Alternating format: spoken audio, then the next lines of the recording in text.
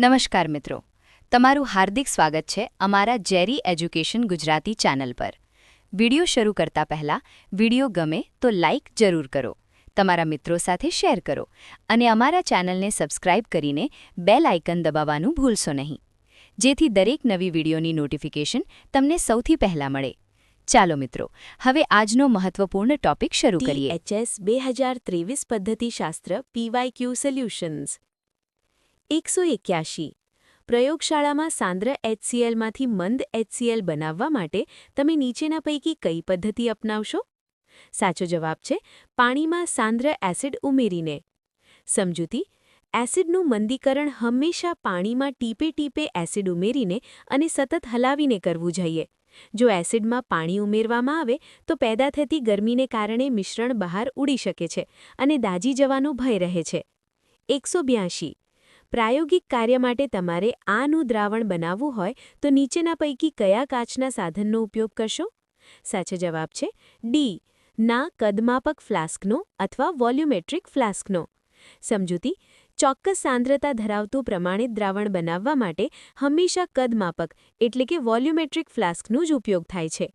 183 પ્રયોગશાળામાં કાચના સાધનો પર રહેલા કચરા કે ચોંટેલા ડાઘની સફાઈ માટે નીચેના પૈકી શેનો ઉપયોગ કરશો? સાચો જવાબ છે સી, ક્રોમોસલ્ફ્યુરિક એસિડ। સમજૂતી: ક્રોમિક એસિડ મિશ્રણ કાચના વાસણો પરના જિદ્દી ડાઘ અને કાર્બનિક અશુદ્ધિઓને દૂર કરવા માટે પ્રયોગશાળામાં સામાન્ય રીતે વપરાતું મજબૂત સફાઈ એજન્ટ છે। 184 નીચેના પૈકી કઈ અધ્યાપન પદ્ધતિ શિક્ષક કેન્દ્રી છે? સાચો જવાબ છે એ, નિદર્શન પદ્ધતિ। સમજૂતી: નિદર્શન પદ્ધતિમાં શિક્ષક પ્રયોગ કરીને બતાવે છે અને વિદ્યાર્થીઓ નિરીક્ષણ કરે છે, તેથી તે મુખ્યત્વે શિક્ષક કેન્દ્રી ગણાય છે। જ્યારે જૂથ ચર્ચા, પ્રયોગ અને પ્રોજેક્ટ પદ્ધતિમાં વિદ્યાર્થીઓની સક્રિયતા વધુ હોય છે। 185 પરમાણુમાં ઇલેક્ટ્રોનની કેન્દ્રની ફરતે વર્તુળાકાર માર્ગમાં ગતિને સમજાવવા તમે નીચેના પૈકી કયા અભિગમને અનુસરશો? સાચો જવાબ છે સી, મૂર્ત પરથી અમૂર્ત પર જવું। સમજૂતી: ઇલેક્ટ્રોનની ગતિ એ એક સૂક્ષ્મ અને અમૂર્ત ખ્યાલ છે। તેને સમજાવવા માટે સૌપ્રથમ સૂર્યમંડળ જેવા મૂર્ત એટલે કે નજરે જોઈ શકાય તેવા ઉદાહરણો આપીને પછી ઊંડા વૈજ્ઞાનિક ખ્યાલો એટલે કે અમૂર્ત તરફ જવું જોઈએ। 186 મંદ જલીય દ્રાવણમાં આની સાંદ્રતા વધે તેમ તેની pHનું મૂલ્ય ઘટે છે। આ બાબત તારવવા માટે નીચેના પૈકી કયો અભિગમ ઉપયોગી થાય છે? સાચો જવાબ છે બી, નિગમન। સમજૂતી: જ્યારે આપણે કોઈ સામાન્ય સિદ્ધાંત કે નિયમ પરથી ચોક્કસ તારણ પર આવીએ ત્યારે તેને નિગમન પદ્ધતિ કહેવાય છે। 187 તમારી શાળાના ધો 12ના વિદ્યાર્થીઓને રસાયણ વિજ્ઞાન વિષયમાં ઓછો રસ પડે છે। આ પ્રશ્નની નિદાનાત્મક અને ઉપચારાત્મક ભૂમિકા માટે તમે જે પ્રક્રિયા હાથ ધરશો તેને શું કહેવામાં આવે છે? સાચો જવાબ છે ડી, ક્રિયાત્મક સંશોધન। સમજૂતી: શિક્ષણમાં જ્યારે કોઈ તાત્કાલિક સમસ્યાના ઉકેલ માટે શિક્ષક દ્વારા જ સંશોધન કરવામાં આવે તેને ક્રિયાત્મક સંશોધન કહે છે। 188 યુનેસ્કોનું પૂરું નામ શું છે? સાચો જવાબ છે એ, United Nations Educational, Scientific and Cultural. 189 રસાયણ વિજ્ઞાનની પ્રયોગશાળામાં કોઈ વિદ્યાર્થી એસિડથી દાઝ્યો હોય તો તેને નીચેના પૈકી કઈ પ્રાથમિક સારવાર આપવામાં આવે છે? સાચો જવાબ છે બી, 5% સોડિયમ બાયકાર્બોનેટનું દ્રાવણ લગાડવું। સમજૂતી: એસિડની અસરને નાબૂદ કરવા માટે નિર્બળ બેઝ એટલે કે સોડિયમ બાયકાર્બોનેટનો ઉપયોગ કરવામાં આવે છે। 190 નીચેના પૈકી કઈ શિક્ષણ પદ્ધતિમાં વિદ્યાર્થી માટે લર્નિંગ બાય ડુઇંગને અવકાશ નથી? સાચો જવાબ છે સી, નિદર્શન પદ્ધતિ।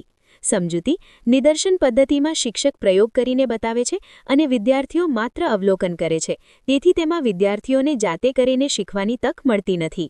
191 જમીન મળી આવતી કલાકૃતિઓની ઉંમર જાણવા માટે રેડિયોકાર્બન ડેટિંગની મદદ લેવામાં આવે છે। અહીં વિજ્ઞાનની કઈ બે શાખાઓનો અનુબંધ જોવા મળે છે?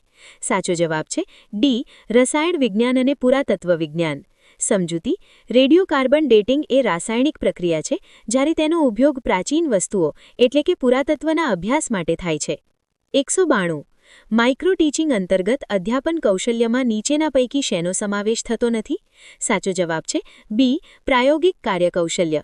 સમજૂતી: માઇક્રો ટીચિંગમાં વિષયાભિમુખ, સુદ્રઢીકરણ અને પ્રશ્ન પ્રવાહિતા જેવા કૌશલ્યો વિકસાવવામાં આવે છે, પરંતુ પ્રયોગશાળામાં થતું પ્રાયોગિક કાર્ય તેનો મુખ્ય ભાગ નથી।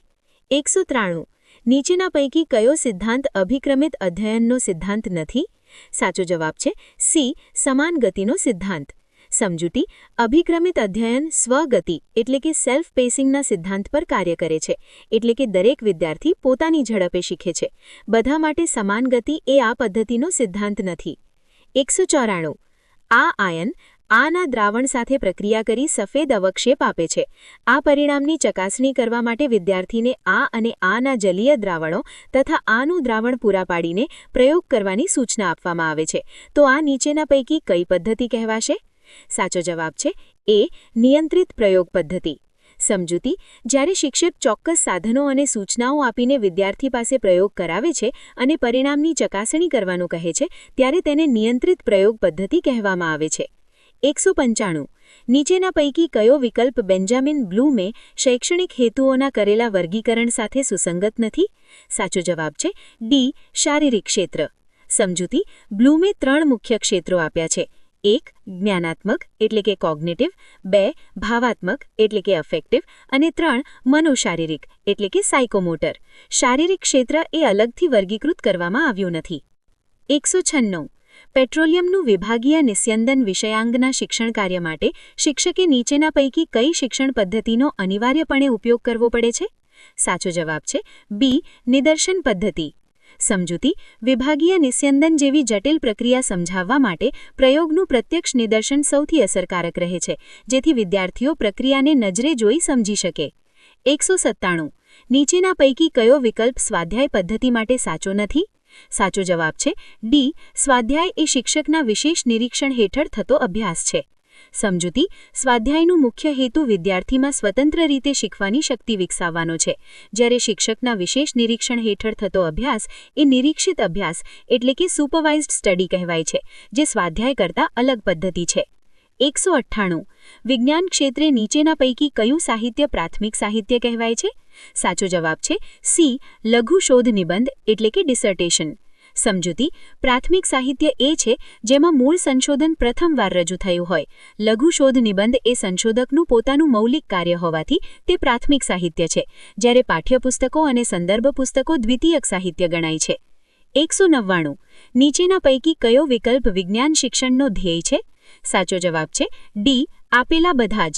સમજૂતી: વિજ્ઞાન શિક્ષણના અનેક ધ્યેયો છે, જેમાં વિજ્ઞાનનો વ્યાવહારિક ઉપયોગ એટલે કે ઉપયોગિતાલક્ષી, વૈજ્ઞાનિક દ્રષ્ટિકોણનો વિકાસ એટલે કે સાંસ્કૃતિક અને બૌદ્ધિક શિસ્ત એટલે કે અનુશાસનાત્મક ત્રણેયનો સમાવેશ થાય છે. 200. નીચેના પૈકી કયા વિષયાંગના શિક્ષણ કાર્ય માટે સેમિનાર પ્રયુક્તિનો ઉચિત ઉપયોગ કરશો? સાચો જવાબ છે બી, રોજિંદા જીવનમાં રસાયણ વિજ્ઞાનનું મહત્વ. સમજૂતી: સેમિનાર પદ્ધતિ એવા વિષયો માટે શ્રેષ્ઠ છે જે વિશાળ હોય અને જેમાં ચર્ચા વિચારણાને અવકાશ હોય. રોજિંદા જીવનમાં રસાયણ વિજ્ઞાનનું મહત્વ એવો વિષય છે જેના પર વિદ્યાર્થીઓ અલગ અલગ પાસાઓ પર સંશોધન કરી રજૂઆત કરી શકે છે. અન્ય વિકલ્પો એ, સી અને ડી ચોક્કસ રાસાયણિક પ્રક્રિયાઓ છે જે પ્રયોગશાળા કે વર્ગખંડ શિક્ષણ માટે વધુ ઉપયોગી છે.